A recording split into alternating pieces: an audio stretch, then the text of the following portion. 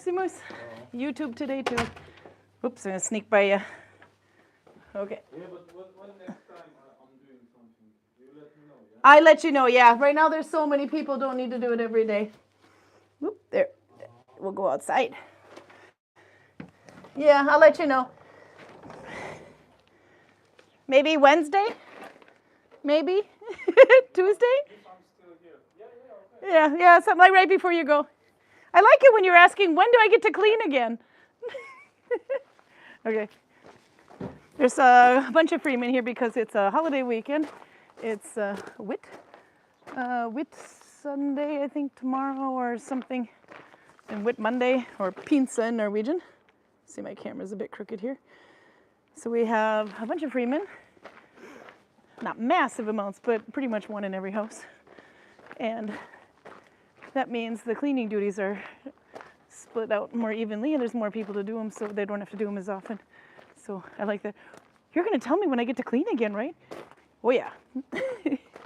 Anyway.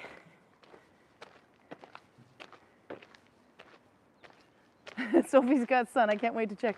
So I saw James was doing something. Well, there's a lot of people down there today. James was doing some technique, Nivaclay, I think, something like that anyway. And I went to look at it. It looks similar to Billum as far as the way that they're making. Yes, you're on camera. With the way they're making their cord. But it actually looks like they just twist it's like vertical and the horizontal cord is actually plied around the vertical cords, if I think I see that correctly. There's some training today. I think that's why we have people down here. There's a lot more people down here than I was expecting. Georg is ready to fight. I just want you to know that's the fastest I've seen you run, and we got it on camera. Aren't you fighting? You have to say hi. There. He's now officially out of breath. They say hi. There's Sophie and Audra and Albert. There's a whole bunch of people in there. Barbara is here. There's some Vikings running past me. You can run, but you can't hide. There they are. Come home. Yes, they are, actually. I see them on there coming soon. Like 1 month away now. Yep, see you. Look how pretty. We love to watch you walking away. Work it. There you go. He not only is he running, but he's wiggling his ass for us. There's a Holger. I bribed Holger with beer.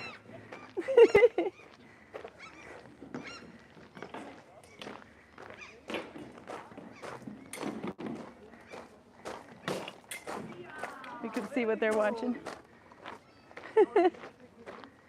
We got women fighting today, 2 of them. Susanne from Germany and Esther, who I think is actually from Germany too, but she lives in Norway. Yes, yes, yes, says Barbara. Yeah, I do. And I'm whoring them for my YouTube, so this is perfect. Who needs needle binding when you've got fighting? Oh, we show a little needle binding today. First I get to unpack. And so now you gotta say, I see everybody's in chat. Look how colorful they are too. You got reds and greens. And some blues. Do headshots count? No. No? Oh, come on. Peter says no. That's the one on the right. When you're fighting Eastern, then headshot counts. Did you, why are you limping, Eirik? Because I pulled a muscle in my ass when fighting. Okay, now you got to say that all by yourself. Here you go. What did you do? I actually pulled a muscle in my ass doing a fight show on Gudvangen. So I'm kind of on disability leave till tomorrow. And you're the one I tagged in the description as Frostvinger Vikinger. No, Vikinger Frostvinger. Viking Frostvinger, that's my name on Instagram. He's actually tagged in the thumbnail too if you don't know how to spell it. Okay.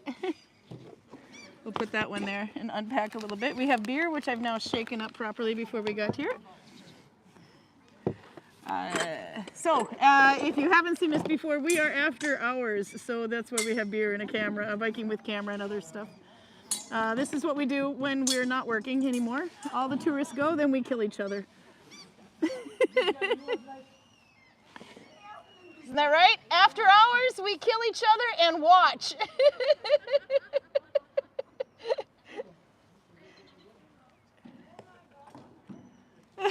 Barbara says, hi, Idek.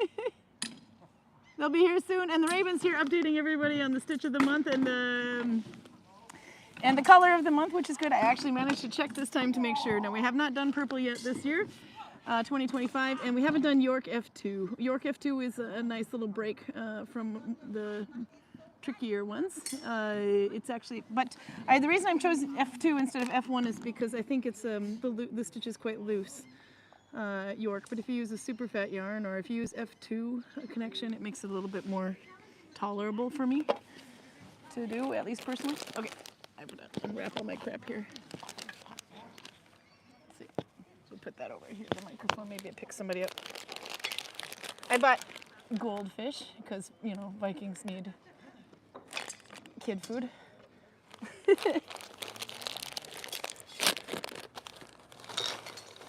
So historically inaccurate goldfish. And Karl wanted pistachios, also very inaccurate for the Viking Age in Scandinavia.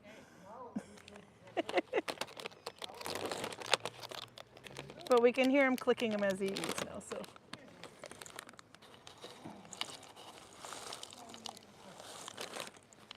There, what do you think? Does that look good? So now we're going to watch them with our treats and our beers. And when Karl gets here, you'll see that Holger found him a fun beer with a pink elephant to try. So that'll be fun. Okay, I'll get my yarn set up and then we'll play with Jorvik. I'm going to use this one. This is that big fat yarn I was telling you about called Balder. This is the same yarn that I used to make the hat and the thumbnail, except that it's a different colorway. There's no green in this one, for example, or gold. It's just purples and blues.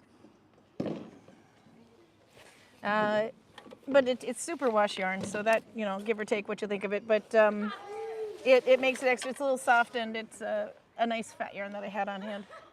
Amro can't stay today, but see you next week. No worries, Amro. We've got you represented with the Belgian. Kristen, is that the same yard you made Turl's favorite hat with? Yeah, the one on the cover. The one that's, okay, so Turl, she wants a hat. Well, actually, Kristen made her the hat because Kristen was already working on a hat that fit the description that Turl was asking for, but this would be a little bit more Turl's taste. This is this, except for there wasn't much color, no brightness to it. It was just natural brown. But nope, I made the one on the cover, which is exactly the opposite thing. She said bright colors, no pointy hat, so I put a pointy hat on it, and of course a big flip and spiral from where I screwed up, so, and super fat yarn. So yes, the antithesis, if I said that right, of Twirl hat, my boss. Okay, we're gonna see what the chat is while we're watching here. Everybody kill each other.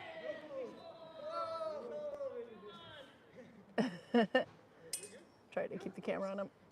Georg was already on his way out, but that was nice that we caught him just before he disappeared.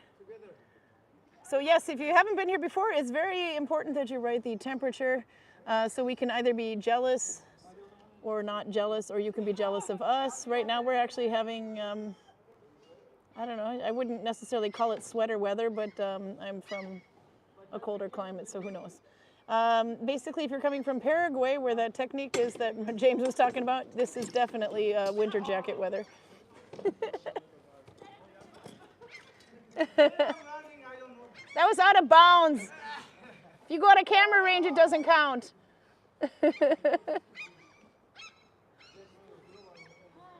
There we go. Let's see. Yeah, so James was working on an interesting technique. I'm going to definitely have to look into that a bit more, but it's probably better when you're making your own cordage. There's Esther. You're from Germany, though, right? Yes. Originally, yeah, but she's an expatriate like me. And you're killing people. Absolutely. Esther also braids. You have to turn around. So there you go. When Karen's too busy to braid, which is pretty much all the time now, Esther can do it. And she actually does accept customers, especially the ones that pay. So, so if you see her on a day off. Audra's here, just a little bit of needle binding, not too much. Oh, Kristen says, I've seen those before. She's talking about the yarn. Yeah, you have. This is the one that I rescued. It needed to be reboiled and everything, and it's in shorter pieces, but it's okay because I'm going to needle bind with it eventually. Okay, anyway, York, F2. We'll get its length of yarn here. I don't know why I have to do butterfly wraps. It's in my blood. Okay, so for York F2, let's see, while they're stripping over there, we can do here. My pile of mess here. I can take the microphone out of the way. Okay. There we go. So this one, you get 1 loop on your thumb. Actually, 2 loops is what you need total. Doesn't matter how you do it, just do it and get going. Raymond has a mountain of yarn to go through now. Oh yeah, this will eat it kind of quickly, but if you have a really fat yarn, you can see how thick this thing is. But I like that it's got the 2 colors twisted around it. It kind of gave it a cooler look. The one that Twirl didn't like. So I laughed so hard I shook the camera. What is going on over there? I was thinking about putting on the pants. Okay, so that's 1 loop. And then we need 1 more. We need 2 loops, so we need 1 more. So you go underneath everything. I like this yarn actually. I just wish it wasn't superwash because it tends to pill a bit more. But no, I'm using a bold stash. But the mountain of yarn we all have, holy crap, yeah. Okay, so for this one, you have 2 loops. You can either leave it on your thumb or you can leave it off your thumb, but the old loop. I'm gonna leave them both on and then you go under everything. That's it. That's York. And oftentimes you would tighten this one to the needle because it would be too loose. So if you want to tighten to the needle, then you take it off your thumb and then pull it to the needle. But I'm going to thumb tension this one because that's why I went with fat yarn. Hey, are you watching? This is York F2. So it's an easy stitch, but it's a very twisty stitch. I've got Edita behind me. So there you get the 2 new loop, old loop, and you just go under everything. That's it. This isn't the popular also stitch that most people learn though. Oh, Holger showed up and he's eyeballing the beer. Now you have to find Karl. Oh. Under everything. He'll be here soon. That's why we're getting the needle binding out of the way, because we have a lot of knowledge. Where's Karl today? He's coming. He's probably having one last cigarette because he's an addict. Pulled a muscle in my ass. York FU too. I like that. No, York F2, but we haven't done the F2 yet. So if you have it behind the old loop behind your thumb, then you would just go take it the wrong way. Heidi, I heard Kushli Besirk. Welcome, Heidi. You have is Runa and Louisa with you, and say I don't know, a Tante Barn. Let's see. Because Runa asked for extra days off, so I'm assuming he's up in Trondheim visiting his family. There you go. So this is an easy stitch to do, but it's also a really annoyingly twisty stitch. So if I take it off, straighten it out a little bit, it gets really twisty. But if you untwist it, it looks like that. Runa says hello. Oh, hi Yeah. there. Safe to see who's behind me. It's an Edita! Are we revealing? Are we only filming you from up here, or are we filming more? You can show more. Yay! We're having a baby boom in Gudvangen. This is Edita, by the way, and you also have Instagram. Or TikTok? What are you on more now? What's your big thing? Are you on TikTok or are you on Instagram? Or are you on everything? TikTok, yeah, so I do have TikTok. And then your TikTok is? What is it? Estrid the Shield Maiden. Estrid the Shield Maiden. Yeah, Estrid I with an can't E. fight anymore, so I'm just watching now, but... yeah, no, you probably shouldn't fight today. But you can see her, yeah. And she doesn't just take this kind of photo. She takes this photo. I like it. I like Vikings who smile. Oops, let's see. There we go. Ta-da. Did you find Karl? Oh, yep, here, okay. I'm going to give one of these guys the microphone over here, you and Holger, because they need to drink alcohol and discuss things I don't get. Is this Holger? Yes. How are you enjoying your first week back? It's quite okay. Quite okay? That's new words for you. First results are done. The first results are done. How many tourists? Oops, sorry, I keep kicking the thing here because my work got stuck on it. There we go. And then over there is Karl. Okay, I'll put this one in front of you, but they just want me to shut up and give you beer. So beer and beer. Or do you want to try with the Belgian Tremens? I'm sure it's completely opposite now. Hang on a minute. Belgian Tremens beer, 8.5%, big ass pink elephant on it. What could go wrong? Okay. We almost have to try this one, I think. Huh? We have to try the elephant, I think. You have to try the elephant. Okay. And of course we didn't bring any beer glasses. We do this first, and then we do the elephant when we are too drunk to know what it tastes like. So we have the sampler cups here because we forgot to bring big beer. This is enough to make a German guy cry, to drink beer out of something that small. So that's historical. Yeah, at least it's a historical cup anyway. And look, we have goldfish and pistachio, very non-Viking. One of them fell out. You can have, I don't know, can you have nuts? Yeah, you can have nuts. Yeah, that's good. But eat up. I want to have it in a cup. Okay, so we'll do like this. Karl in his fancy cap. No, that cap. Oh, this is just foam. So who is Karl? You have to introduce Holger. You've known him longer than most of us. Yeah. How long is it now, Holger? I give you both a microphone. 2010 or something? No, 8 I was the first time here. I was just here for the market in 8, I believe. You can take the microphone. Came here as a Viking from 9. So Holger has been in Gudvangen longer than me. Yeah, more or less. But you met him in At least Gudvangen? sometimes. Yeah. I think Yeah. so. Yeah, Was he still picking on the tourists and the children? of course. Selling women? He was selling a lot more women back then than he is now. Yeah. So, Holger, I dropped my needle. That is true. You have to tell us, it's been a whole year since we've seen you on YouTube. You have to tell us, what's it like, what's your profession, your Viking profession? My Viking profession is, of course, slave trader. Slave trader. And how does this business work? I need to hear the whole thing. Oh, bloody hell. You can wear the microphone actually since you're both there. I put it on you. There. Now you're looking modern. Okay. How does the slave trading business work these days in these modern times? Yeah, the same like in old times. The best selling thing is always young, fresh and well shaped. The only difference is that you get Me Too'd immediately nowadays. Yeah. How did the pandemic affect your business? Yeah, it is always bad for business, I think. Always bad for business? Are they starting to appear more healthy now? Maybe. I hope so. And where do you acquire your merchandise? Well, everywhere more or less. Everywhere. Is there something other than young, fresh, and well shaped you look for? But what do your buyers look for?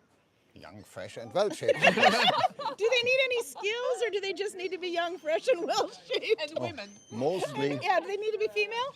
Yeah, of course. There's no money in men. Yeah, no. Karl, do you agree? There's no money in men. Of course there isn't. No. No. I should turn it this way a little bit, and we can see the fighting behind you too a little bit. Actually, I'll sit over here, on the other side. So now, what do you think of Holger's merchandise? Does he have good taste? Holger has good taste in... There we go. Look at like that. There we get you both. Yes. I'm for many years in this business. Of course, you develop your taste. You develop your taste. Yeah. And one of my favorite lines is, "It's a tough job, but somebody's got to do it." Yeah, it is. Yes. No, but actually, slave trading is something that we've that actually did exist in the Viking Age, whether we like it or not. But can you tell us a bit more about how it was historically instead of nowadays, but more historically? Yeah. It's like always, where demand is, there is a supplier. Or is a supplier? And where do they get their slaves from, more or less? Amen. The word slave and the word Slavic are similar for a reason. Yeah. Imagine that you have a shipload of amber and furs that you have got picked up around the Baltic, and you wanted to take it to Constantinople to sell it. So you sail up one river, drag your boat overland, and then sail down another river. And in all of this area, there are all these people called Slavs. You don't really have to mess around with the alphabet too much to turn them into slaves. No. So you just pick up some en route. Yeah. Exactly. And they can carry the amber. They can carry the amber. Yeah. It's a win-win situation. It's a very win-win situation because it's just floating everywhere there. I just realized I was going to do a round start and I did a flat start. Let's see. I have to look at some questions here while we film this way. While they kill each other, and I'll see if I have some questions for you. Oh, there's lots of people here. Kristen's here. She says that means it's safe to be an old fart. Is that correct? Yeah, I Is there would say. anybody in old farts? I think you're safe, Kristen. You and I are safe. I don't know why Karl picked me up, but he's stuck with me now.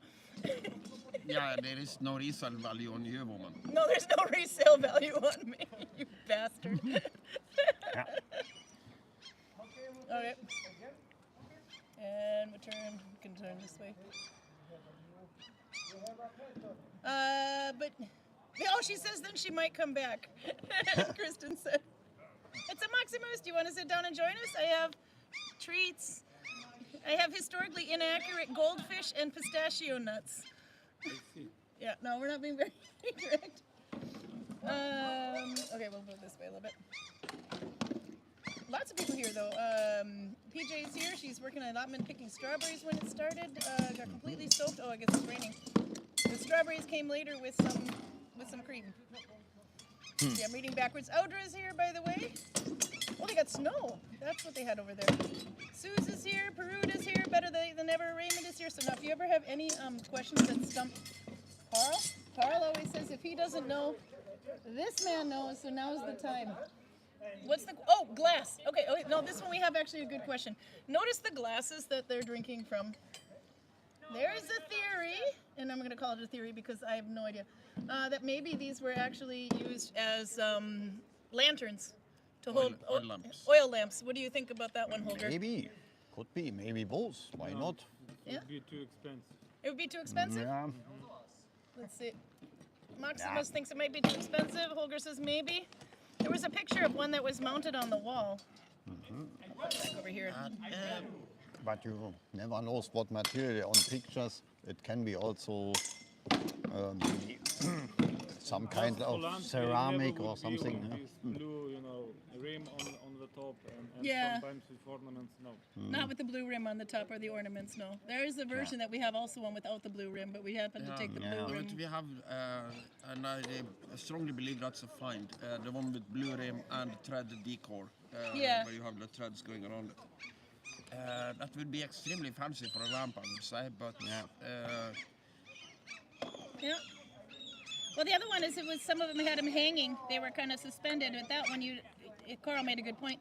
If it was suspended with the oil, you could easily start a fire just by having the wind catch it. You remember Georg's glass oil lamps here that too, by the burned way. down Viking tents all the time? Yeah. I think so. That was something like this, but Yeah, with yeah, hooks on it, so you hang the hooks, Yeah. and then the wind takes them. The wick warms the glass on the side, and then it blows back, and the cold oil gets to the warm glass, and it explodes. Yeah. Fantastically. You actually get a mushroom cloud.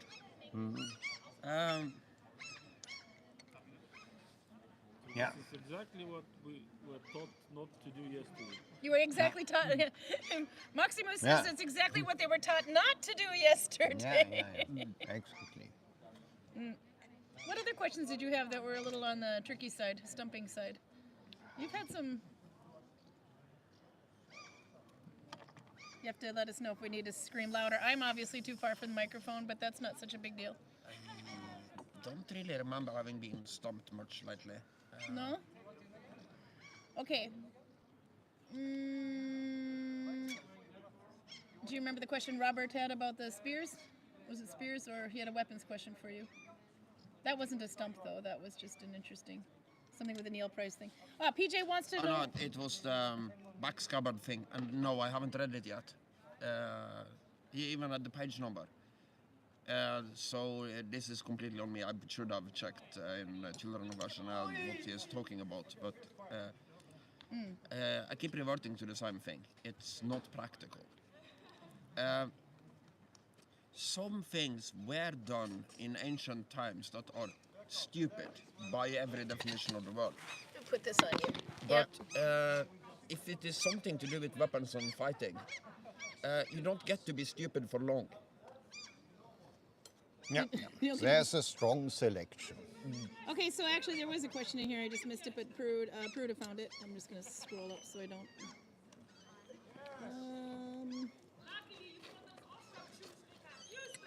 Question, which of the old gods drinks the most? He's currently relieving himself all over where I am at the moment.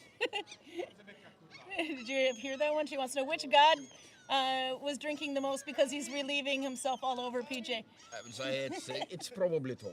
Probably Thor? It's Thor on your, no, Thor or Aegir, but I would say it's probably Thor. Aegir just makes it and Thor drinks it in enormous quantity. Do you concur?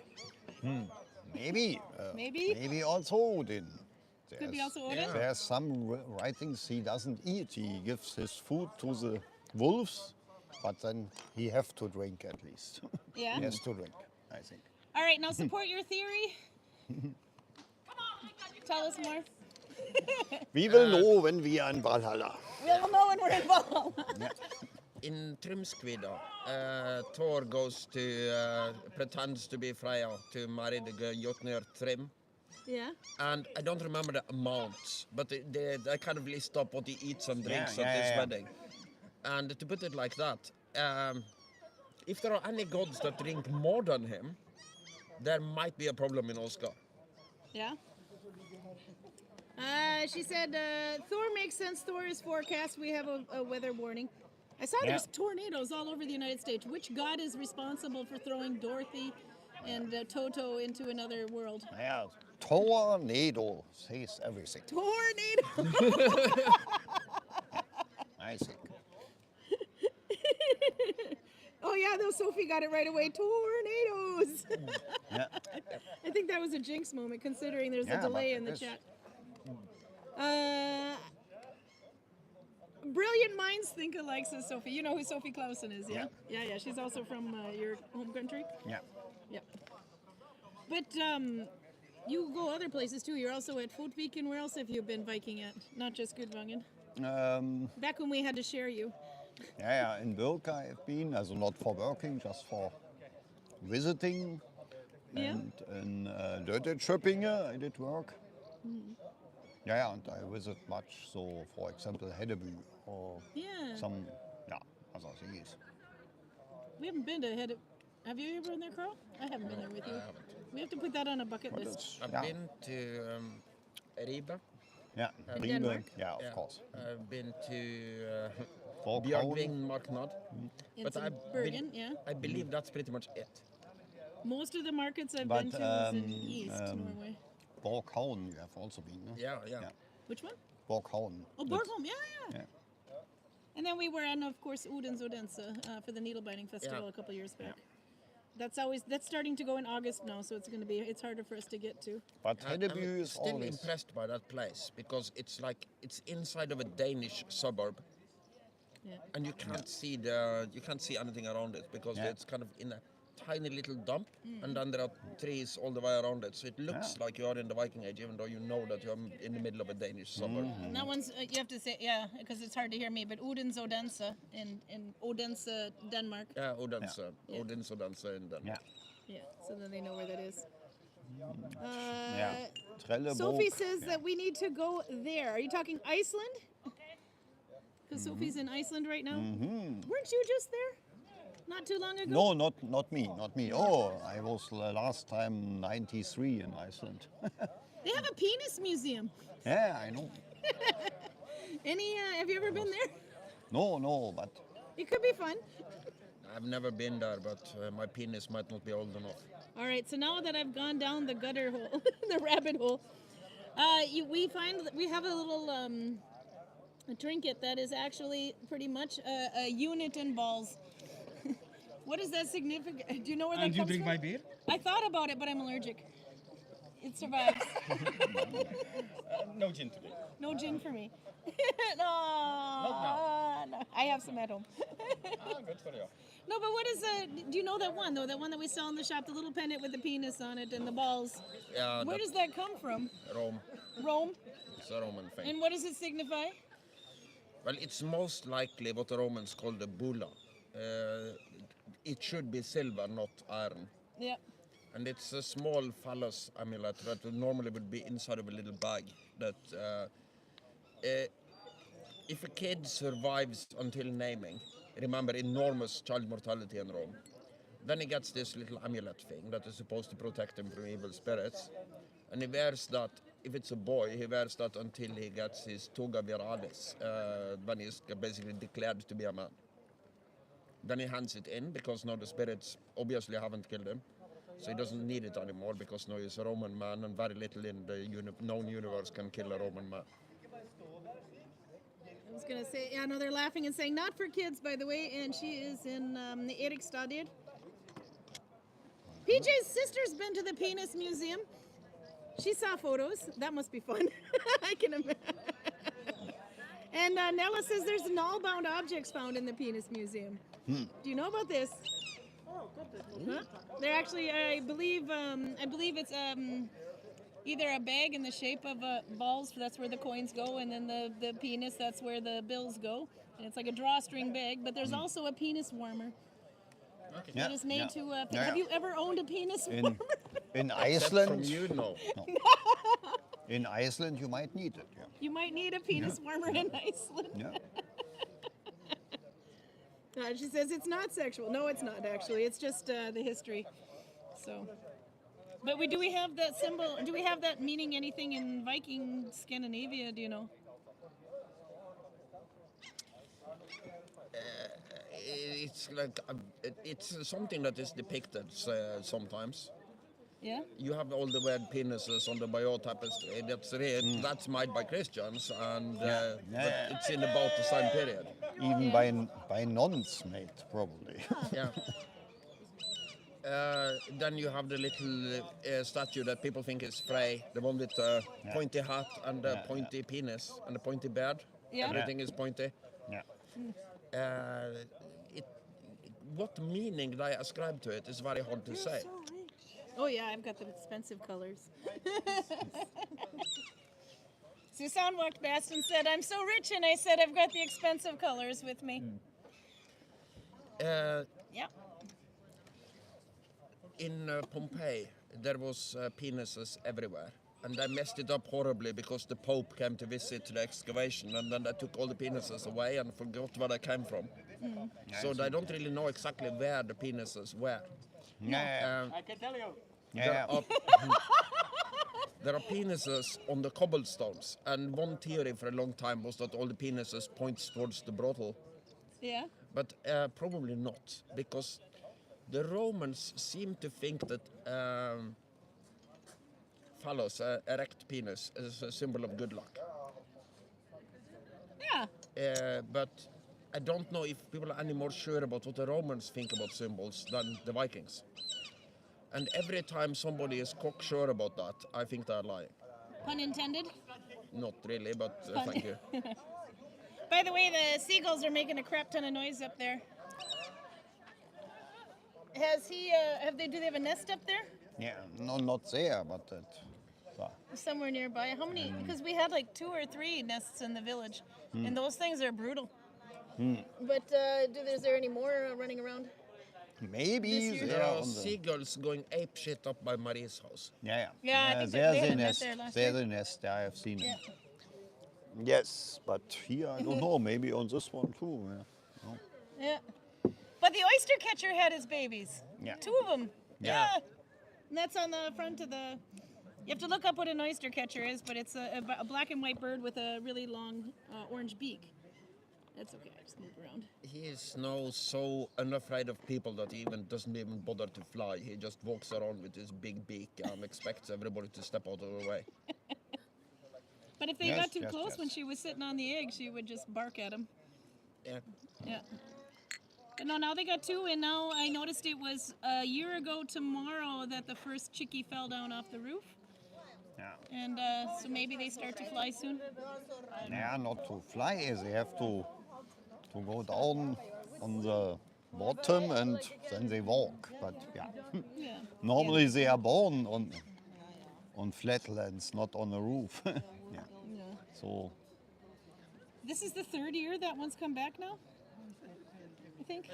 Yeah. there or maybe the but next generation. I Yeah, don't know. it's a pretty safe place for them because Yeah, it's perfect. most predators would be kind of put off by the idea that 500 tourists are standing between them and the eggs they want to eat. Yeah, and a fox also cannot climb up there. No, No. that's no way.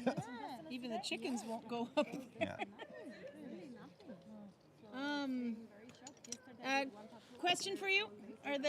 You're the Norwegian, Karl. Is the seagull speaking Norwegian? It's northern Norwegian in that case. No, so you can understand what he's saying. What's he saying? Okay. What?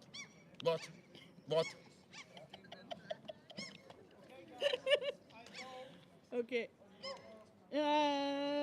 Holger and Karl, is there a battle in the Viking that was pointless? I like that question. That's from Albert. Is there a Pointless. battle in the Viking Age that was pointless? Well, if you mean non-decisive, then you know a fuckload of them. Okay. But Yeah.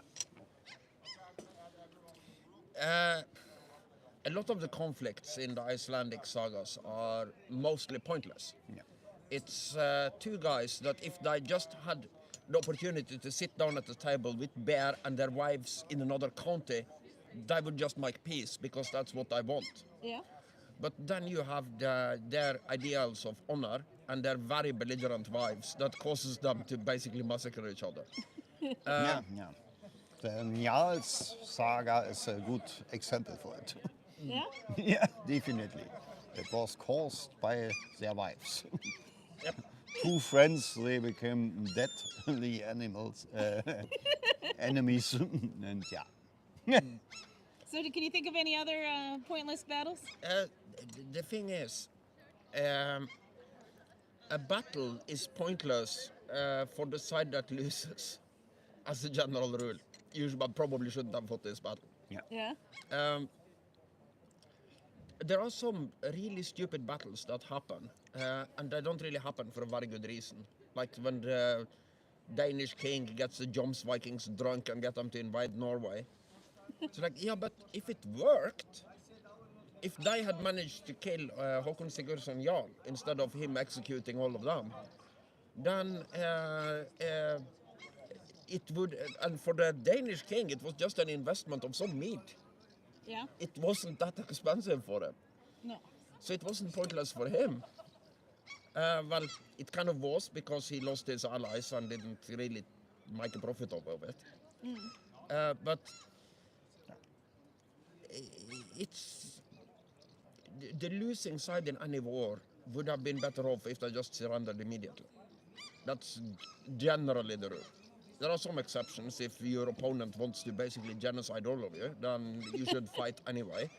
But generally speaking, you would get better terms if you surrender before the bloodshed.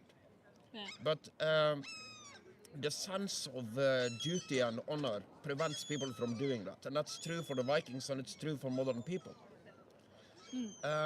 Take the Gulf War of 91.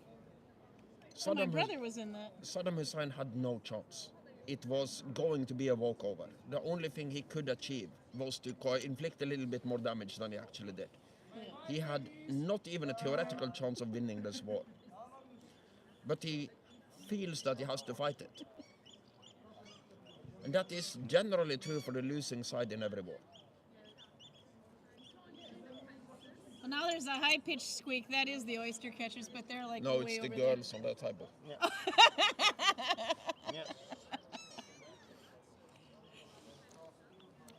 Tooth. Oh, yeah. Raymond is having a battle to stay awake. Ha, ha, ha. Okay, so then we got to come up with some other stuff here then, too. Okay, no, he's actually just talking about battle. Holger's decoration on his neck. What are these things? The most important is, of course, goddess of braid And pulling. tell us about the goddess of braid pulling. Yeah. She once appeared to me Yeah? and told me to pull as many braids as possible. And did you do this? Of course. What can I do? I'm a mortal man. If a goddess command me, there's no way out. And a man needs anyway aim or target in his life, I think. A goal, yeah. A goal, yeah. And, yeah. And so I'm the high priest of the goddess of braid pulling. Well, we'll get to the needle binding again, Maria. I took a look. Okay, I'll talk real quick. Yes, yes, yes. Okay, just a sec. York F2. So, they'll let him drink for a second. Was the question on the needle binding? No, is he still pulling braids? Kristen says. Of course. It is a mission in my life. I make the braids and he controls them to make sure they're good. Yes, yes, yes. Okay, so we'll do that real quick. Yes. York F2, you got 2 loops, the last 2 loops on your chain. I started doing a circle, by the way. I can pull this closer for a minute. There we go. Which god is that? We will tell it again. Okay, this one's for Maria. So to do York, you're going through the last 2 loops this way. You can either leave them both on your thumb. I'm doing an F2, which means 1 new and 1 old. That just makes the stitch a bit more denser. Otherwise, it's quite holy. And then I go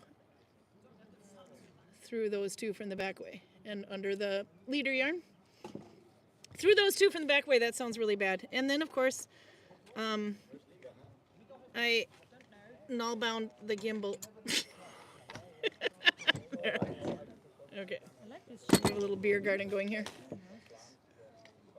So, you can take the old one, you can leave it on your thumb and go that way, or you can have the old one behind your thumb. So, F1, which is 1 new one.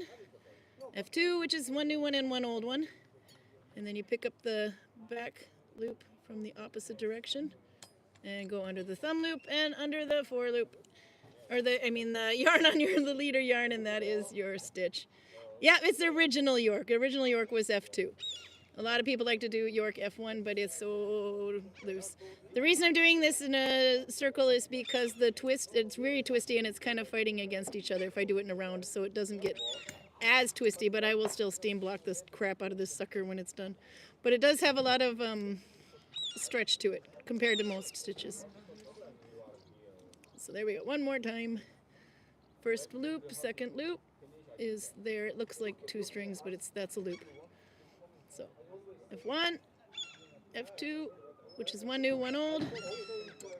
Go back from behind, take the back loop from behind and then go through the thumb loop and then go under the leader yarn.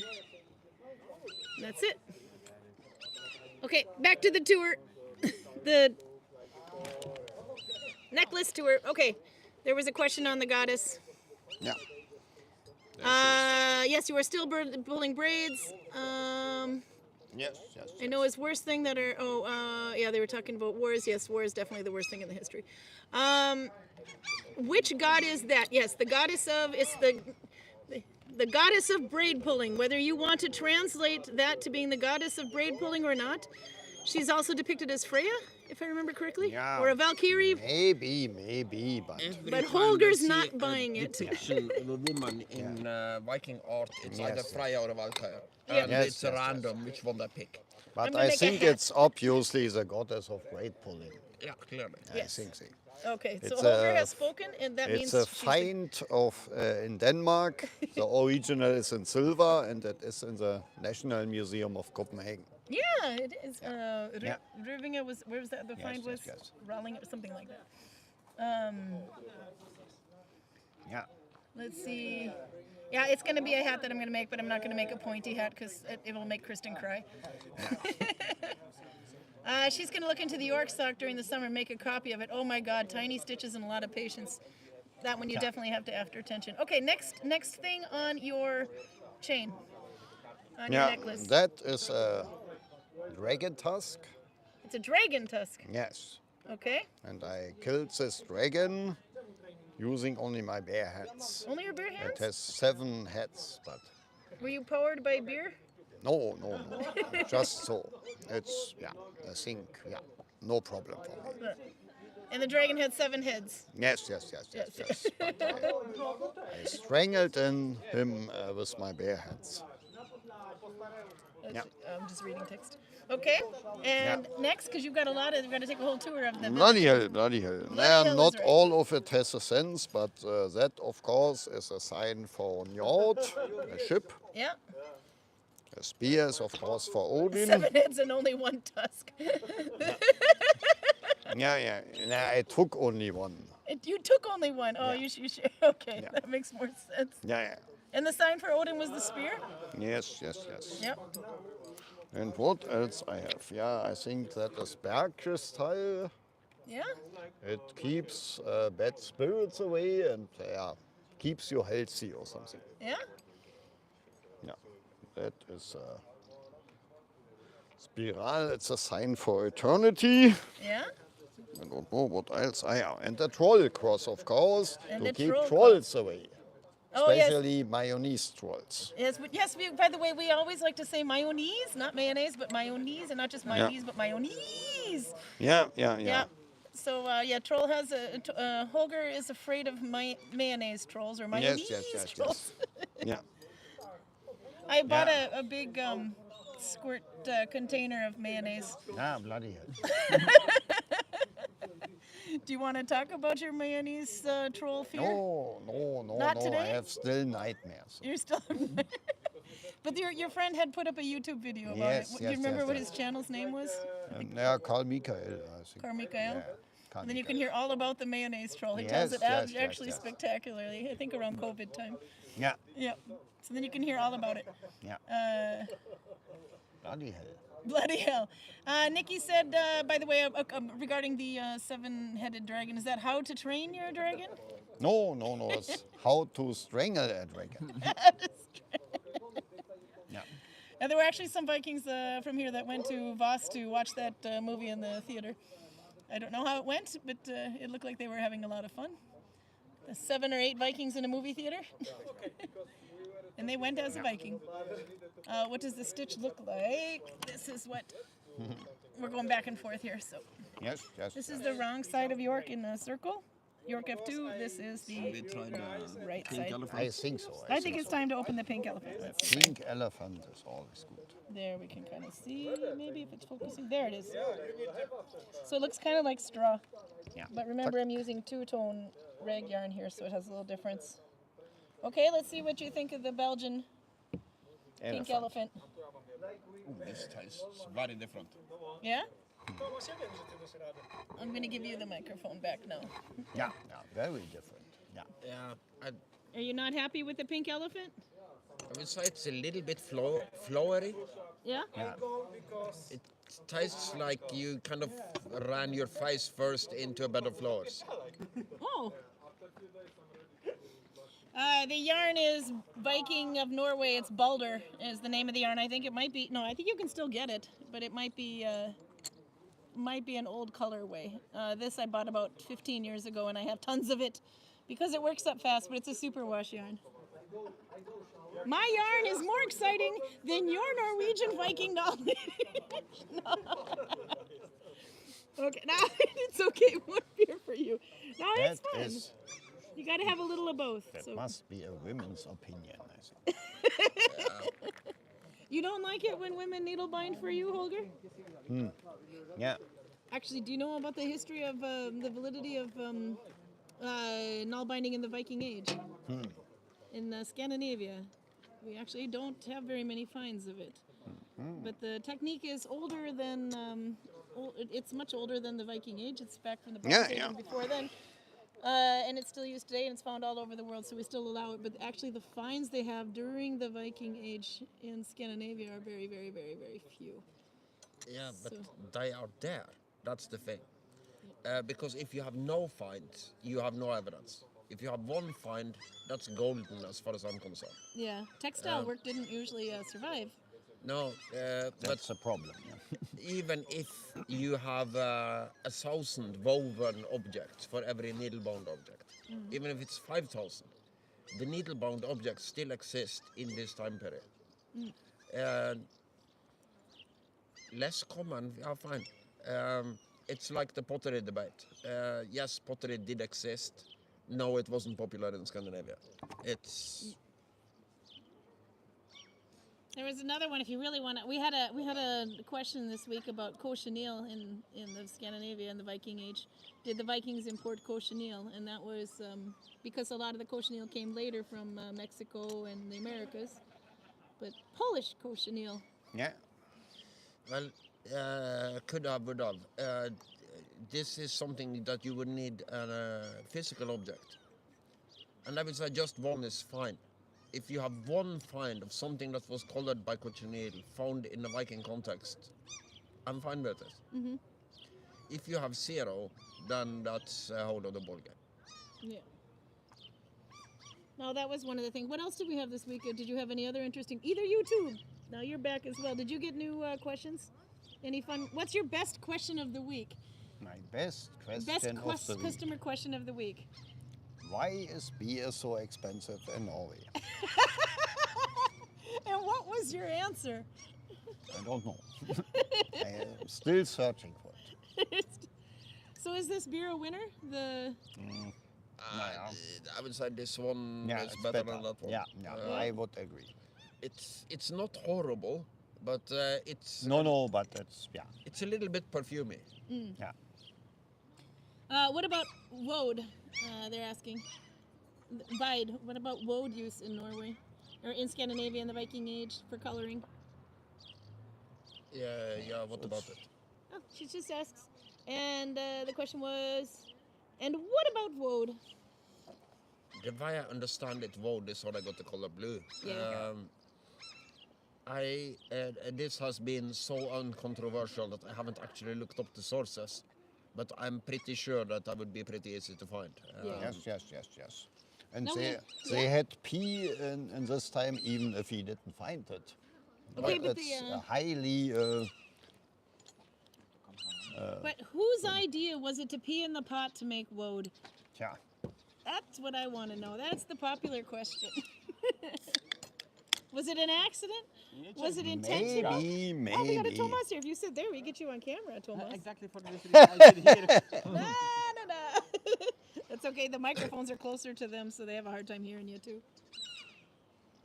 Woad grows naturally, says Nella, in Nordic countries. Yeah. Has for a long time, and they still use imported indigo. Yeah. Yep. No, it was also in Germany very common. Yeah. But, Yeah? Is it a different kind of woad? Because I No, know, I like, the don't- French is supposed to have a different Maybe variety. that I don't know. But they all give blue? Yeah. It boils down to as long as it works.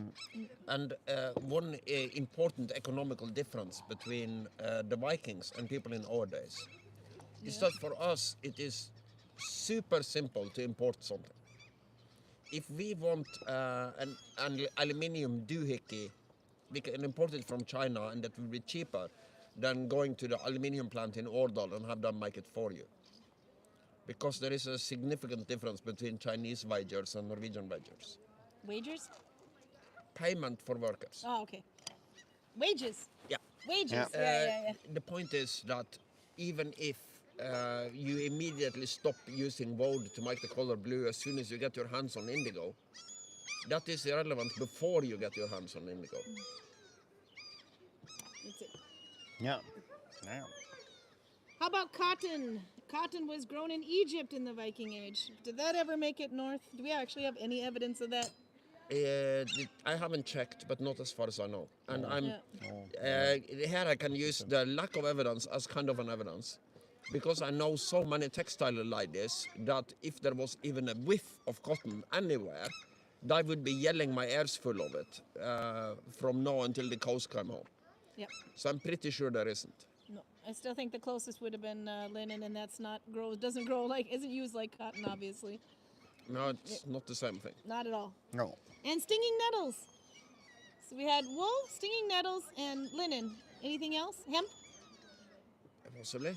At least Possibly. for ropes, we know for sure. But Yeah. We have a rope guy here. Yes.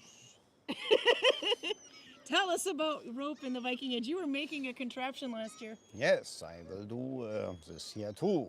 Yeah. So what are you going to A make? rope making thingy. And you want to explain your rope making thingy? My rope making thingy is, of course,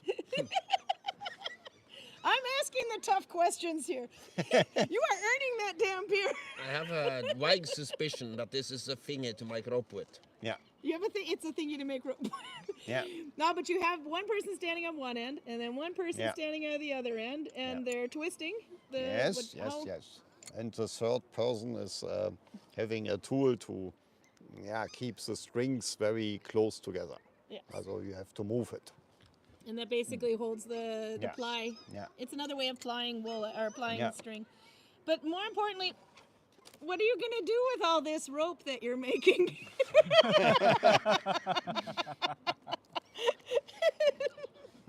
Not for kids, I just have to say. I think you have to send him a young, fresh, and well-shaped woman to find out. How Yeah. about a Thomas? Yeah. Will that work? Can I send you Thomas and you can No. I hope not. No. Karin, I'm not the type. I'm not the type. this bear is under 10% strong. It has to be much, much stronger before Thomas turns into a young, Yes. fresh, Yeah. well-shaped woman. Yes. Yes, but you have two of them and an 8.5% pink elephant. Yeah, bloody. The pink elephant isn't really that great. Maybe whiskey. No. Yeah. You need a wizard staff for it. Okay, now we're getting a wizard staff. Okay, now you're getting into a better question here. Nolvia says, did the Vikings trade with the Phoenicians for murex sea snails to make purple fabrics? Does anyone know about that one? Oh, it's time periods. Yeah. The Phoenicians. The Phoenicians are way earlier. Yeah. Yeah. As in way, way earlier. So, Um, Carthago That and still so is, on. that is Yeah. hardcore purple. the Carthaginians are like the successors of the Phoenicians. Exactly. And the Carthaginians are 1,000 years before the Viking Age. Yeah. So I misread that. I thought she said, did the Vikings trade with the Phoenicians for sex? Also very, very difficult. Yeah. I think so too. That's what the rope is for. It's very hard. Yes. It's very hard to make a deal with a 1,000-year-old prostitute. Why? Tell us more, Karl. How do you know? Because generally she doesn't communicate that well when she has been dead for 1,000 years. Didn't write it down?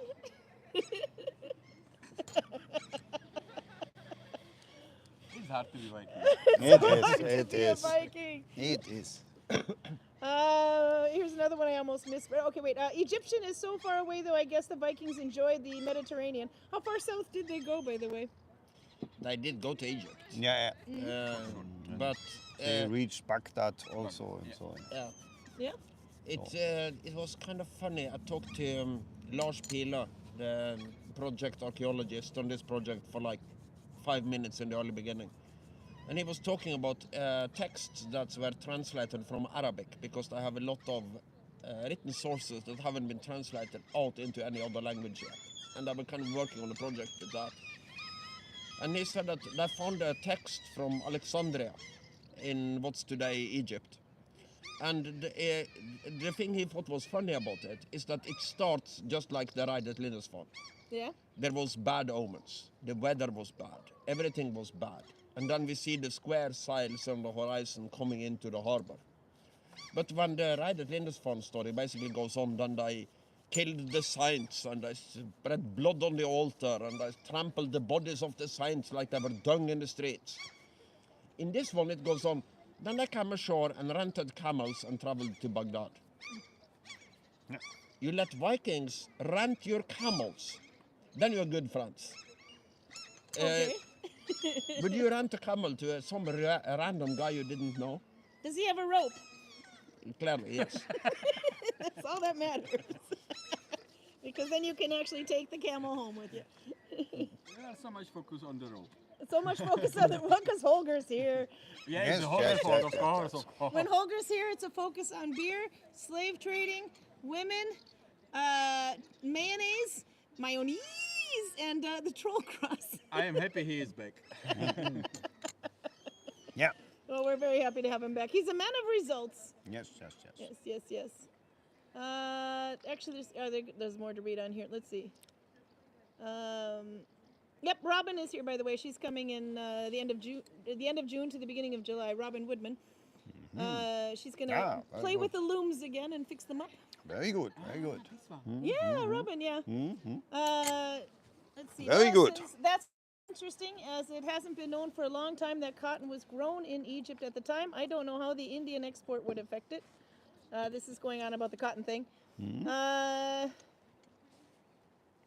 Outer wants to play with Robin and Kristen. She'll be there around the same time. So we're going to have some seriously fun entertainment for Holger. Very good.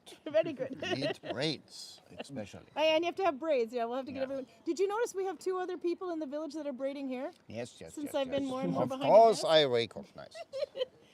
Edita, the one that was on earlier, Estrid, she braids hair. And the one that showed the hair, the backside of her head, the one that was fighting Esther, she also makes braids. So there should be no lack of braids for you this year. That is good.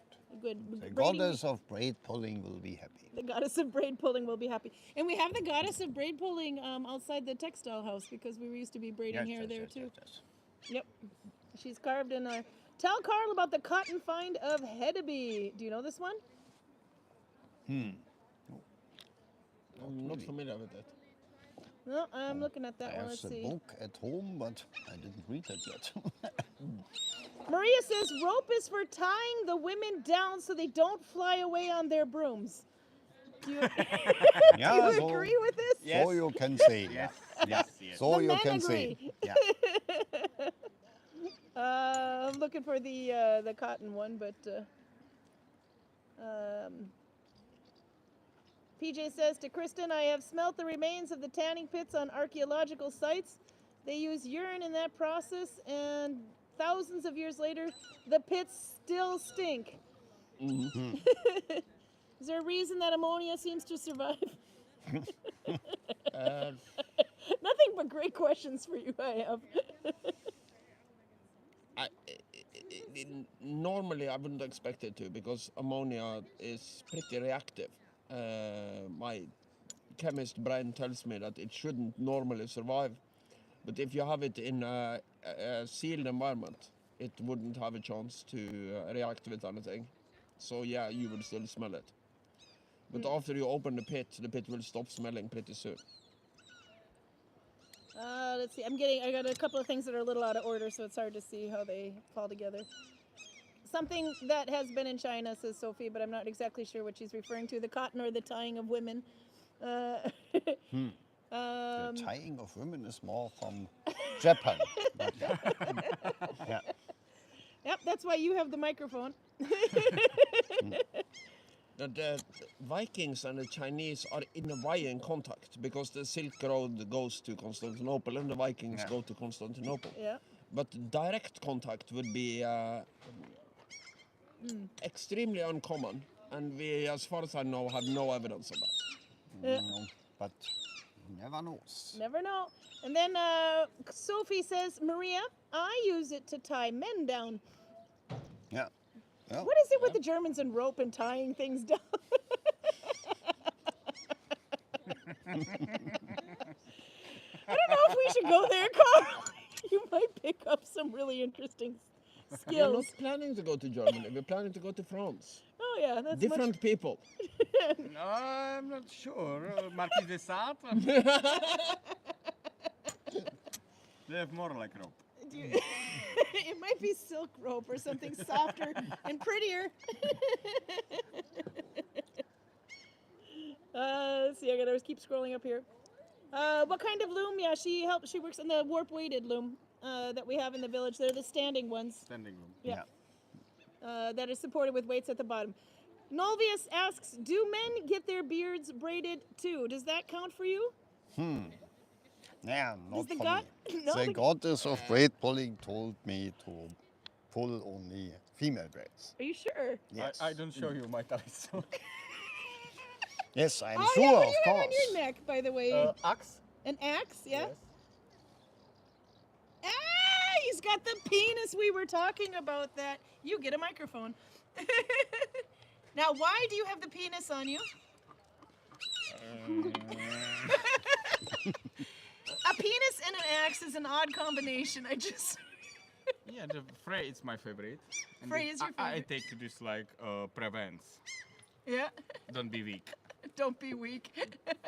Taste the penis, says Sophie. That's so bad. Okay, I'll give this back. Poor Thomas.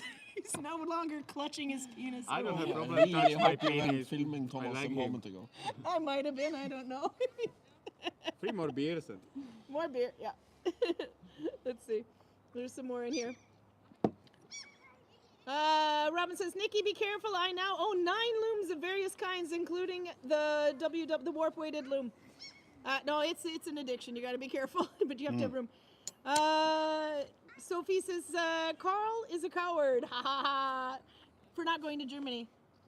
For the rope. He's smart. No. My Czechia over here says, Czech Republic Yes, over here yes, says he's yes. smart. He's smart. my nephew is marrying a French woman in France. If he was marrying a German woman in Germany, I would go to Germany. But did he need a rope to... Probably yes. Okay. All right, so there you go, Sophie. Karl's not a coward. He just likes silk ropes. I don't know. Let's see. Yeah, no, when Robin is here, we'll definitely have to film her playing with the loom. Sophie said there was a rough, raw cotton fabric found in Hedeby Harbor. It has been interpreted as packaging material, and she's copy-pasted that. So, I didn't know. Albert, I'm going backwards here. Albert said we had hemp in Scandinavia, but how much it was used, I have a hard time finding more info on it. Yeah. It's always a problem with textiles. You Yeah. don't find And much. you have the hemp seeds of Oseberg that the drug Yeah. smoker, Yeah, the hemp yeah. smokers always use as an argument for smoking pot being authentic. Let's see, where else am I at here? Oh, they're talking about all the different looms they have. I have 3 Inkle looms, says Nikki Maritz. Had none, and within a week I've got 3. I also do card weaving. I got a new card weaving loom. I have to show that eventually. It's from Munich and Dorota, but it's not a historical one. It's the kind that looks almost like the size of a shoebox, and you wind on one side and you can wind on the other to keep the tension. And then when you run out of space to weave, you just wind it forward a bit. See how I did that? 2 fingers going. I'm pretty tricky here. Okay, you're not eating my nuts No. or my goldfish. PJ says I have a very large triangle loom for continuous strand weaving. I want one of those. Karl hasn't figured out how to make me one. It's really easy. A triangle? It's a triangle. It's 3 pieces of board going together to form a triangle. 3 pieces of wood, and then you just have a bunch of nails. I will send you a photo because you are Yeah. a man of results. Yeah. You are a man of no results. I have a long list of things you've asked me to do that I haven't done, but I don't remember a triangular loom being on I've this shown you like list. 4 or 5 times. I want one. I don't think it has anything to do with the Viking Age, but it You makes a want me shawl. to cut the lawn? Yeah. You want me to teach that stupid cat how to use the proper poop box? You want me to do a whole lot of things, but I don't remember a triangular loom being on this list. By the way, how long is the grass now? Yeah, Eh? it's longer than that, pal. You still need to mow the lawn. Okay. Kristen says, come on, Karen, need to nag him every 6 months. I'm assuming that's not about the grass cutting, though. Now, By if the you way, wa- we should probably bring those in. if you want a triangular loom, ask somebody like Pavel or Thomas or Isaac, and you will have it that day. Ask me, and okay, you might have it sometime after Silly learns to poop in the right box. Yeah, how's that going too, by the way? He's pooping everywhere. It's a nightmare. You have to show him where. Yes, Karl, you have to show the cat how to. I mean, you have the right equipment. I don't. I can't demonstrate We are to a man talking how about- to pee in a box. He is peeing in the box. He just doesn't poop in the box. That's the problem.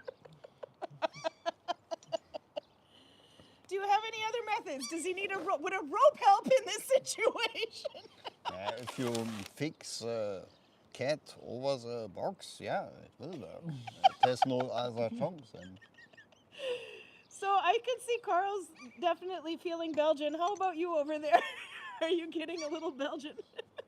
Yeah. No. I'm gonna come back with whiskey. That's a lot of percentage because this one is 9. This one is 9. This one's 8.5. The pink elephant over here. yeah. No, I probably shouldn't be operating heavy machinery like the bloody lawnmower. The bloody lawnmower. Well, today's obviously not gonna happen. Are they touching Belgian dwarves? Why would we be touching dwarves? I might be out of context, Tad. What? Why? I don't know, but I like the question. I'm not sure. That was from Sophie.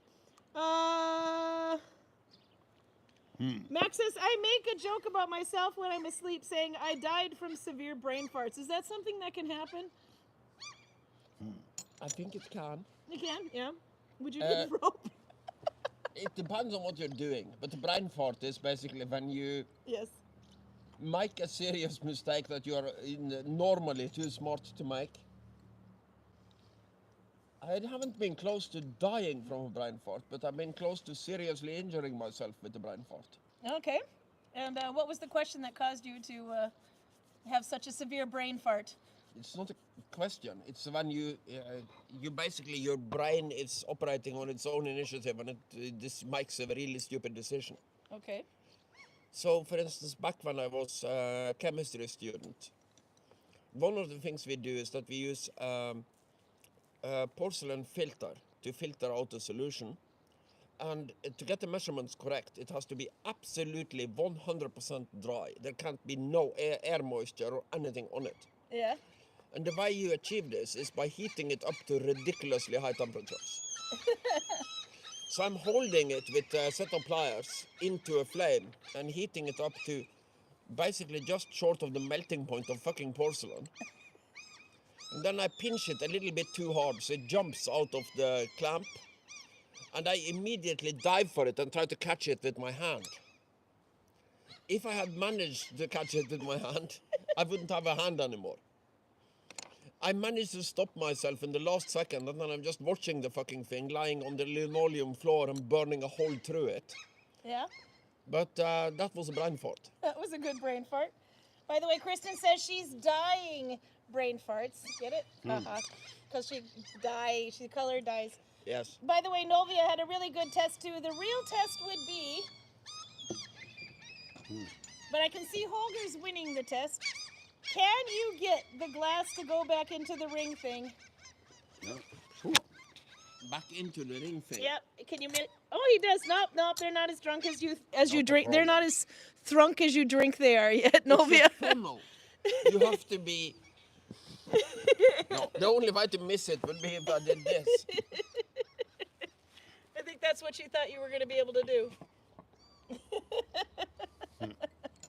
Let's see, there was more here. Now's the time to really mess with their brains. Did Vikings, asks Nikki, did they make a glue wine or mulled wine? I made some last night and it was yum. Glühwein. Or mulled wine is another name for it, I guess. I'm not- Mulled wine is heated wine, if I understand is it it, correctly. maybe it's Glühwein? Glühwein is in German. Okay. Ah, Yeah, did they do it? Yeah. So did they Good do that? question. How will you find it in archaeology? it's so hard to find evidence. Yeah. One way or Yeah, another. Hey, Tamara. I would say it's possible. It might even be likely. No, But, meat, yeah, you could heat up. Yeah, probably they did, I guess. It's like when we have VIP groups here. Yeah. Toril does this hot bear thing.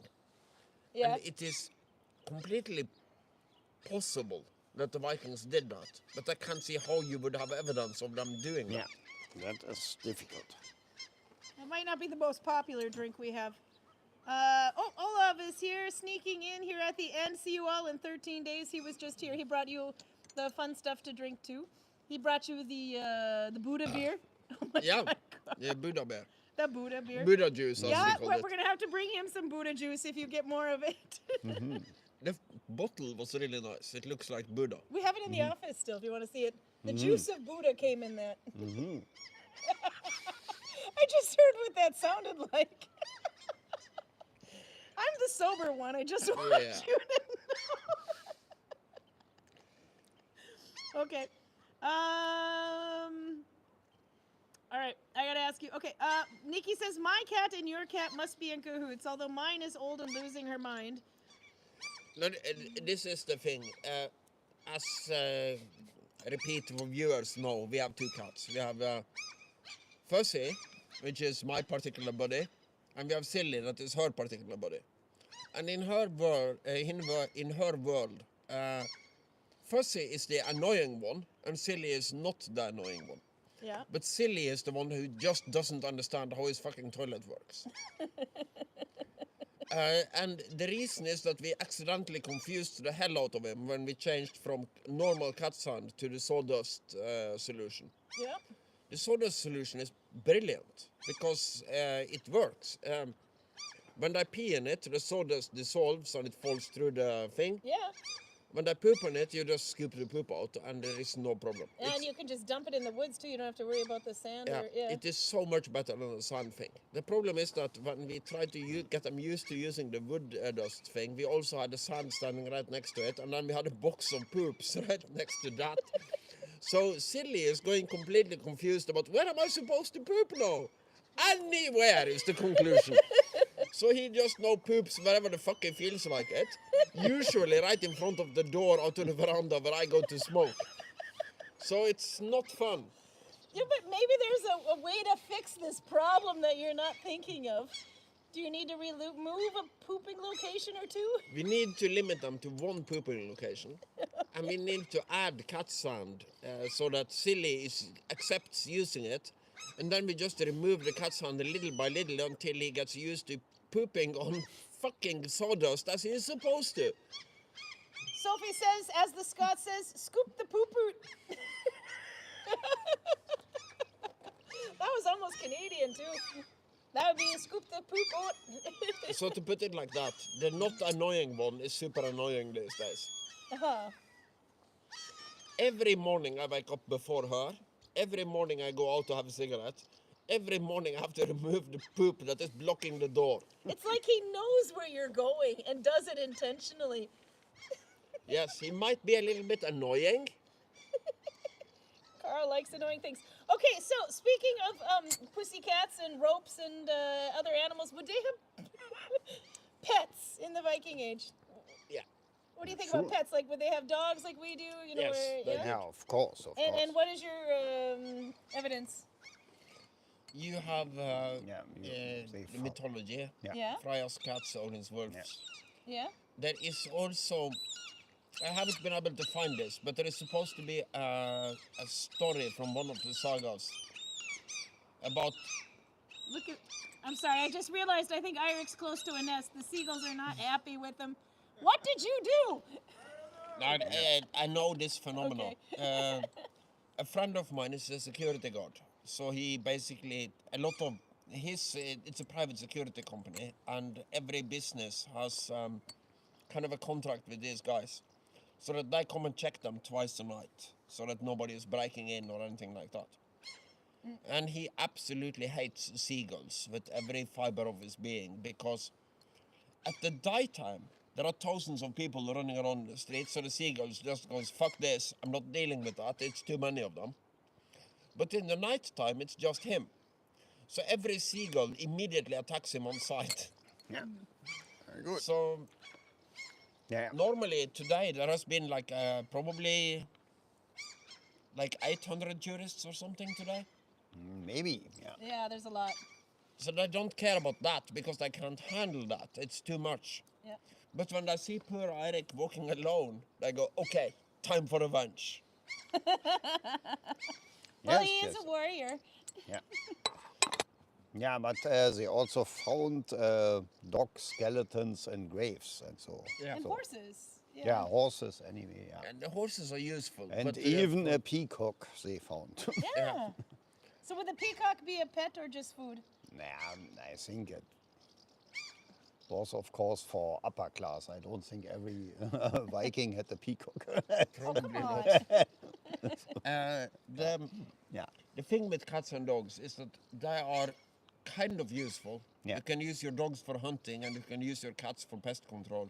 Yeah. But the usefulness of them is kind of secondary to their nature as pets. So Yeah. you would end up treating them as pets no matter why you bought them, so to speak. What are the stranger pets they would have? Would they have an elephant? Would they have a leopard or a lion? I think or... a peacock is quite strange enough. Yeah. Yeah. I haven't. There is one story from the sagas about one guy who basically wants to give a polar bear to the Yeah. Danish king. Okay, tell me this one. I don't remember it in detail, but he is basically traveling through Norway to get to Denmark, while Norway is at war with Denmark. And the kings of Norway kind of think this is such a novel idea. So you want to take this horrendously dangerous animal to the Danish king that I hate? Sounds like a wonderful idea. I'll make, you can stay with me, it's no problem. I'll make sure that you have safe passage to Denmark. Now, what kind of rope would they need to contain a polar bear? Any kind of rope, as long as as long as it is thick enough. Are you tongue-tied? I and think twisted? there was also a Norwegian king who got a polar bear, but a little one. A little polar bear. Yeah, that sounds a little bit more sensible. Yeah. Yeah. Penguins, birds, do they keep Penguins, No definitely. way. Absolutely not. Penguins were Hey, somebody very has to common ask in You know Viking where I'm times. from, right? Somebody has to ask the stupid questions. In this case, it's going to be Yeah. me. Yes, but you know the difference between Arctic and Antarctic, right? Yes, I do. Hey, by the way, is there any evidence that the Vikings went to Antarctica? I saw a fun. I saw this funny thing on it was on Facebook. One of these. Have you seen this article? The Vikings have been discovered in Antarctica, and they're like they're showing this styrofoam carving. There they bring penguins from. Yeah. That's where they got the penguins from. Yeah. Now, No, but have you seen that article? It's I haven't opened it, of course, because oh my God, bullshit! If I could ever smell it. Yeah, that article, I don't think I would even bother to read it. But if you have it, send it to me and I'll go through it. But the styrofoam Viking that carved styrofoam Viking they found had horns on its helmet. just go through the actual logistical problems with going from the northern hemisphere to the southern hemisphere. You have a square-rigged ship. It's very good if the wind is somewhere from behind you. Yeah. If you want to cross the equator, you go through what I call the calm belt. Just at the equator, the wind is very rarely blowing at all, because both the trade winds are kind of going out from equator in this way. Yeah. So on equator itself, you have a belt of calm that is very hard to sail through. And then you have the Vikings with their longships that either has to sail along the entire coast of Africa and just go, okay, we're out of land, but let's just continue in that direction. I don't see this happening. And if it did happen, I would be gobsmacked if the Sagas writers wouldn't write about it. Yes, yes, yes, yes.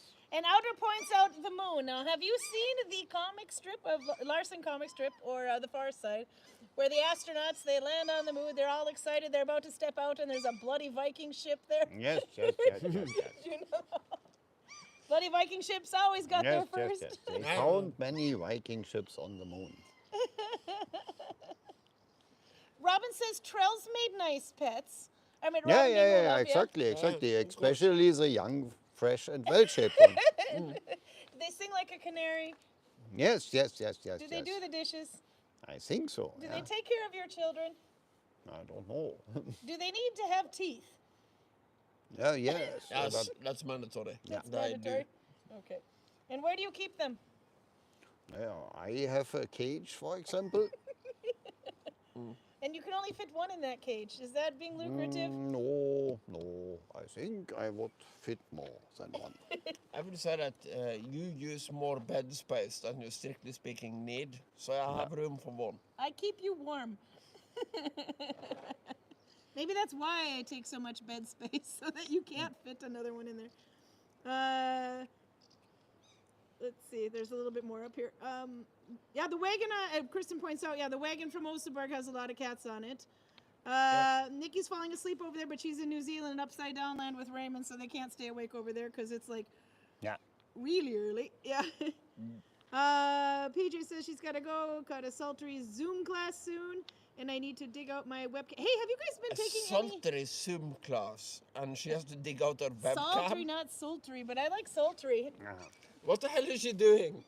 Hey, have you guys taken any good lectures or Viking lectures or whatever on Zoom? That is there like one that regularly goes Exarch and things like that that you want to recommend? Where do you get your study from? When you look up things, where do you go? I mean, is it mostly YouTube or your Wikipedia? Are you To be archiving? completely honest, Wikipedia is basically the starting point for most of my research. Yeah, and then you look at But the the sources? thing is, Wikipedia needs to have sources for shit, and you click on the sources to check that it's actually correct. Yeah. And Holger, you are famous for finding articles that I would not have known existed. Where do you find all your stuff? I find it where I find it. I don't know. You need a rope to catch the source. Yeah. Morpho Didius is here. This is a new one. Hello, I taught myself how to Nalbind in a week. Next month I'm going to competition using yarn I've spun myself and some Nalbound items I've made. What are your favorite Nalbound items? Okay, Are you they- guys have to wear them. What are your favorite Nalbound items? Normally, In my case, obviously hats. Hats, yeah? The problem is that today I'm not wearing my needle-bound hat, and it's the first time in probably months. Yeah, no, you're back to your old embroidered self. Because this morning my girlfriend here was kidnapped by a firefighter and ran away. So I couldn't find my bloody hat, so I just picked up the one that was basically just lying around. What about you? What's your favorite Nalbound item? And I was going to say a penis pouch doesn't count. On your mittens. Now, do you want like this one or do you want one with fingers? no. And a This wrist one. warmer? Yes. So no tips, just... Yeah, yeah. But a mouse did destroy my. Did a mouse destroy yours? Yes. Does this mean I have to make you a pair? I think so. What color? It doesn't matter. I get the microphone back. Carl is on to cigarettes again. No, but can make you one. But I have to... Okay, I'll So show I my... need two. You need two? I can't just make you one? All right. And are you going to make me a triangular loom in exchange? It's actually not that hard to make. It's just that I don't care to do it. Okay. Results. I will need. What about this color? Yeah, it's okay. Okay, I'll make you some in this. Sure. Okay, I'll probably use Dollarna stitch because Dollarna hugs a bit more. I don't know if we've done that this year, but that stitch will definitely appear somewhere on the calendar. Okay, nope, they agree that's okay. I see they are drinking from the oil lamps, says Sophie. Yeah. Now, we were talking about that a little bit earlier this morning. Oh, I'm screaming like I didn't give myself the microphone. Tell Holger, says Peruta, I'll make him mittens if he replies to my messages. Has Peruta been contacting you? Maybe. Yeah. I don't look much at this. No, but you and Karl, you're kind of like, This is how I knew Karl liked me, because he actually answered my messages. No, but you guys don't answer every day, but you do get there sometimes. And then, but you've been traveling a lot. Yes, Where yes, did you yes, go? yes. Sicily, Caribbean, Yeah? Lithuania, and Scotland. In Scotland, yeah. Yeah. That'll be, well, I know Audra's over there from in Lithuania. Did you run into her? You didn't go visit Audra? Shame on you. She'll be here this summer, so yeah. you'll have to Good, visit her. good, good. And Sophie will be coming, I think, sometime maybe in the fall. She's also been living in Scotland for a while, but now she's in Iceland, I believe. Yeah. She says, whoop, for Scotland. And Audra wanted to know, did you find any slaves while you were in any of these countries that you took back with you? Not too big, but I would, yeah. Did you test the Especially in merchandise? Caribbean. Yeah. I'll put the microphone back on the drunk one over here. When Isak comes, we just go. Sophie's going to be here in the autumn of 2026, so you got some time. 2026. You've got some that's bad. time. Yeah. It's not a great excuse, but it's my excuse for not having done any research on the oil lamp theory and Yeah. what was the other thing? Was there something about weapons that Raymond asked you, or Robert Yeah, asked the you? Robert Reynolds, you'll be here, the yeah. back scabbard thing. What do you know about the back scabbard thing? Yeah, I don't think it's very useful, but yeah. Yeah, It is Hollywood, probably. it's Hollywood, yeah. Yeah, and this is very easy research to do because I have this page number and all this, so I'll just check the Children of Arsenal to see what it is. But Yeah. the reason I haven't had time to do any of this is because I actually had the lecture here it's a thing we are doing now. Right now it's just me and Greg. So Greg does mythology and I do warfare. Because we have some groups that kind of buy a lecture in addition to their guided tour and activities and all this. So I made a lecture about Viking warfare, why, how, and what. And I had kind of the test of fire now on, which day was it? I want to say Wednesday. Yeah. Maybe, yeah. So all of my research time has basically gone to this. Yeah. So it's basically what I'm kind of looking into is how do you get somebody who's basically a goat farmer in Gudvangen to go and murder people in England and raid monasteries? How do you do this logistically, psychologically, and practically? Is there anything you learned new while researching this? Was anything new to you that you found out? Well, kind of a lot, but it's kind of peripheral research that kind of leads me to finding out things that I just didn't know before. So, for instance, that the Vikings probably had a successful raid on Constantinople was new to me. Yeah. The way they portray it in Constantinople is that no, this wasn't a Viking victory. The Vikings didn't actually manage to get into the city walls. But what probably happened is that the Byzantines paid them to go away. Because they have two different stories on how the Vikings left Constantinople. They are burning the suburbs. They are murdering the servants of the patriarch. They are doing a lot of bad stuff. And one story is that their emperor, Michael III, came back from Asia and basically drove them away. Yeah. And the other story is that they took relics from the sanctuary and basically dumped them into the Bosporus, and then the water rose, so all the Viking ships were flushed away. But both of these stories are much later. Oh. So when the patriarch is holding his his sermon, when the Vikings leave, he holds a sermon, but to basically thank God that the Vikings are gone. He doesn't say any of these things. He doesn't mention Emperor Michael and doesn't mention relics at all. No. It's just he's thankful the Vikings are gone. So what most likely happened is that they paid them to fuck off. And I always thought that Constantinople, the Byzantine Empire, was kind of immune to the Vikings because they are so hard compared to every other target in Europe. But apparently not. So I'm now of the opinion that only two safe places in Europe in the Viking Age would be Switzerland or inside the actual city walls of Constantinople. Yeah. If you are anywhere else, there might be a Viking on your doorstep tomorrow. You don't know. Could be on the moon, Antarctica. Maybe. You never know. I was gonna. There was also the joke about shield wall, that the shield wall was also not Viking. It's about. It was a. She was following. joking about something else. She said, where was it on here? Same with shield walls, but that was referring to something you had said. My opinion when it comes to the shield wall is that it's mostly a poetical device. It's a way Yep. to describe a thing you see on the battlefield. You see a wall of shields. You see a lot of people with shields standing in a line. The tight formation shield wall, where you have your shield overlapping with the guy next to you, where you're basically standing shoulder to shoulder and cocking ass. It's such a great term. I don't think that was a thing most of the time. There are some very limited scenarios where this actually makes sense. One is if somebody is shooting at you with large volleys of arrows, then yeah, go into this formation because it will protect everybody from the arrows. And the other one is if cavalry is planning to charge you, you want to tighten up your formation so that you have a wall of spears pointing directly at the horse's chest, because horses are not idiots. So they will not on purpose impale themselves of a wall of spears. But if this isn't happening, and this is what pisses me off in things like Vikings and the Last Kingdom, is that their default reaction to any problem is to immediately go into a shield wall and walk forward. Yeah.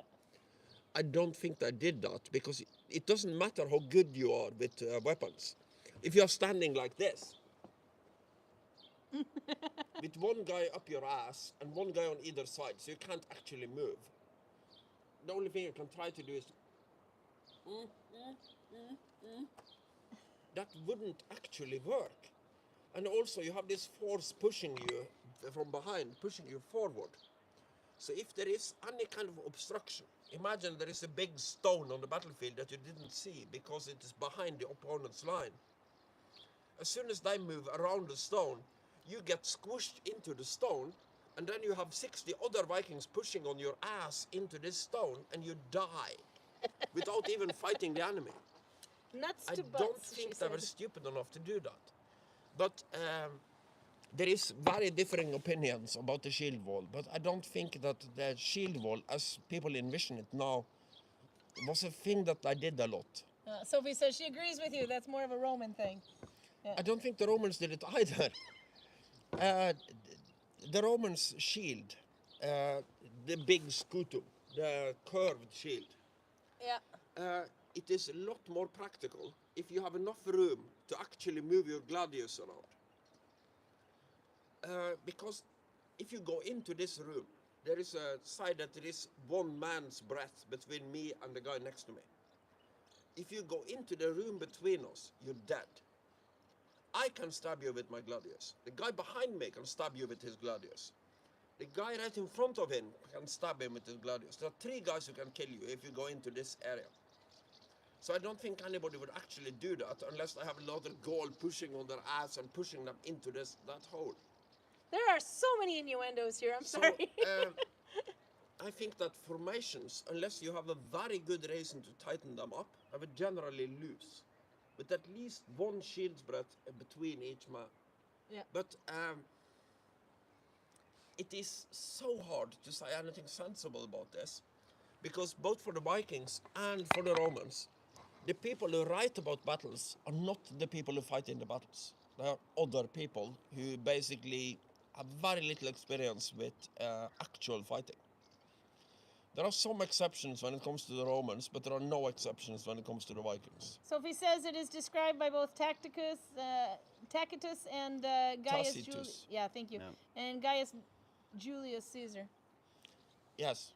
Lulius almost looks like, but And anyway, she had to translate him. both Tacitus and particularly Caesar has actual combat experience. Yeah.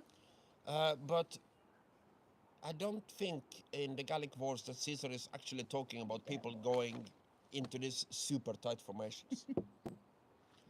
But he would probably use the word shield wall or line of shields or whatever the Latin term is for that, to describe what you are seeing. When you look at the battlefield, you will see a line of shields. And as far as it's concerned, it's a wall. But that doesn't mean that the shields are overlapping and all this. One thing I think is actually from Caesar that indicates that at least at some points the enemies are using shield walls, is that he is talking about multiple shields being nailed together by javelins. Yeah. But if somebody is throwing javelins at you, that's the time when you do it. It's not something you do when you are in close combat. And it annoys me so much in the eagle. You see the Romans go into their testudo formation to basically deal with what I would consider to be crowd control. You have a lot of barely armed and not armored Britons that are basically screaming at you and fighting you with sticks. You don't want to be in the testudo now. You want to have enough room to swing your actual weapon around and kill these fuckers. In a formation like the testudo, you can't actually fight. You are holding your shield and that's all you are doing. Yeah. It's very good if somebody is shooting at you. But if you are trying to murder a bunch of Britons, which is usually a good strategy when you are in Britain, you don't want to limit your movement. No. Okay, I'm gonna do one more. I'll show the stitch one more time, and then I've got one last question. Before, the last question I'm gonna ask you, so you have some time to think. Your favorite Viking misconception. So you have some time to think. I'll show the stitch one more time for those who came late. I'll turn the microphone so I can be heard. Let's see. There we go. Okay, all the non-Viking garbage we have here today. Misunderstanding. Things that people get wrong that drive you absolutely nuts. Okay, so York is over the last two loops. Oops, there's hard to see. There's one loop. There's two loop. It's a little misleading because I have multicolored yarn. Then you take one new loop from the previous row. That's F1. If you're doing F2, you're taking one new loop and one old loop from the previous row. Then you take the second loop from the back side, and then you go through under the first loop, and then your leader yarn. That is York F2. But it's very twisty, so normally the amount of increases I need to get a flat start, I have to do more increases to make, because it'll always want to point up. It's the twist of this stitch that's working against each other, but it will go flat. So I have to keep checking it, but I do have to increase a lot more. But this is York F2 from the right side. F2 just makes it a bit more dense. And this is York F2 from the wrong side, technical wrong side. Okay, last question, then we really gotta get going because we're way over time and I'm surprised my battery's holding out. All right, your favorite misconception, whatever the wrong thing is that people say that drives you absolutely up the walls. Yeah, that is of course the horn helmets. The horn helmets, yeah? Yeah, but Yeah. Has anybody tried to prove you wrong? no, not yet. Not with you, because Fjallar has a new finding, I think, that he's been referring to. Do you know this one, Karl? No, He was telling everybody. No, I mean, you have some like the Oseberg tapestry. So you see a guy with horn helmets, but or with a horn helmet, but it's a celebration, so it's probably a cultic helm or something. Yeah. What about the figure, the Odin figure with the copper on the top? Yeah, that's also maybe something like also the copper thingy. That is from like Bronze Age. serpents or something. Is it from the Yeah, Bronze Age? that Okay. is from Bronze Age. That is very, very old. Okay, so older then the than Vikings Viking were times. smart and said that didn't work. But probably it was also a celebration. I don't think they had this thingy for fighting. I mean, Not the big Loki one that goes forward. No. And then Karl, do you remember what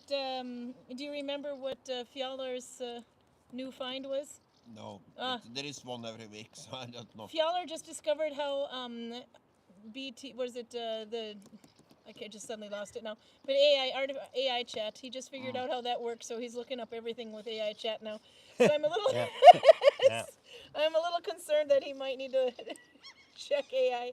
No, but Chat BT, yeah. don't underestimate it, because a lot of things become true because a lot of us think it is true, and Yeah. AI can kind of get Yes, through yes, that. yes, yes, yes. So,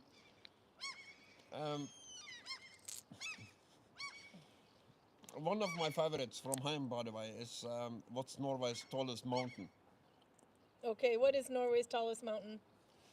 Now everybody thinks it's Galdhøpiggen, Yeah? but it's actually on it's on the 245th point on the list or something. Yeah?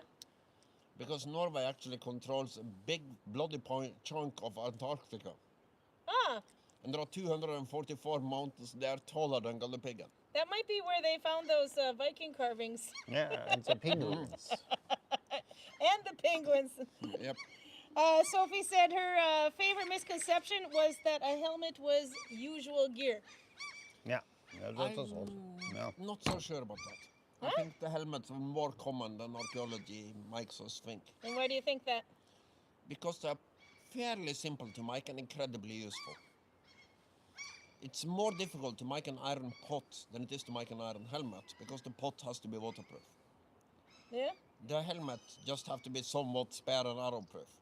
For the How to Train Your Dragon fans, Hiccup's helmet was made from his mother's breastplate. One breast. Yeah. You're not following that? So what do you think? Helmet's usual gear? Hard to say, hard to say. You see it often on paintings or something, but Yeah. you don't know what material it was. It could be also maybe leather or filth, or even, you don't know really. Something that But wasn't very the effective. archaeology found only two, so it's Two whole it's not helmets much. and Yeah. fragments of about 5 more. Yeah, But I it's think not this much. has more to do with burial customs than it has with that. Oh, actually. maybe.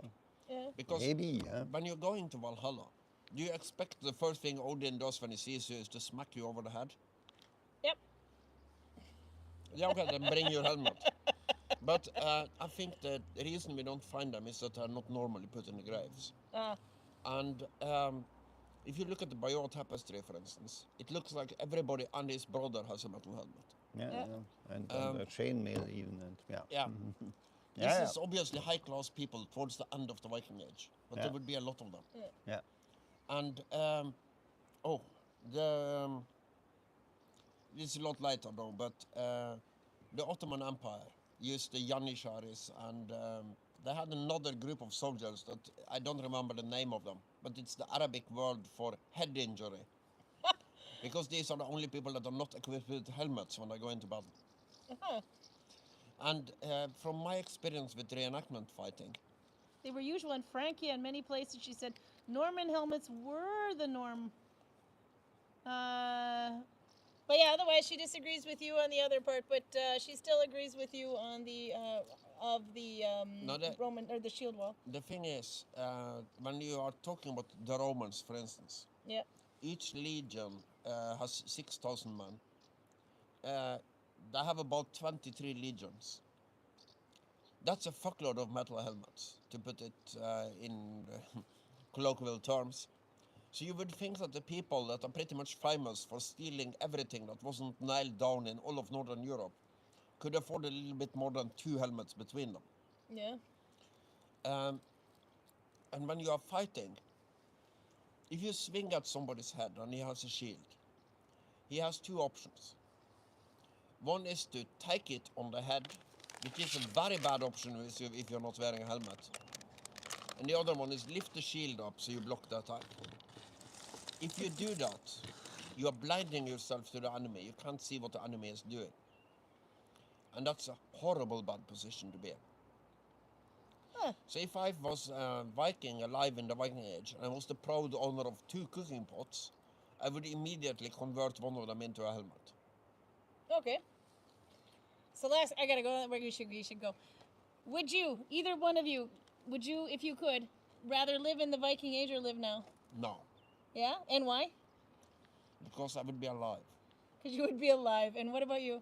Yeah, it's cheaper whiskey now. It's, yeah, Yeah? I think so. Okay.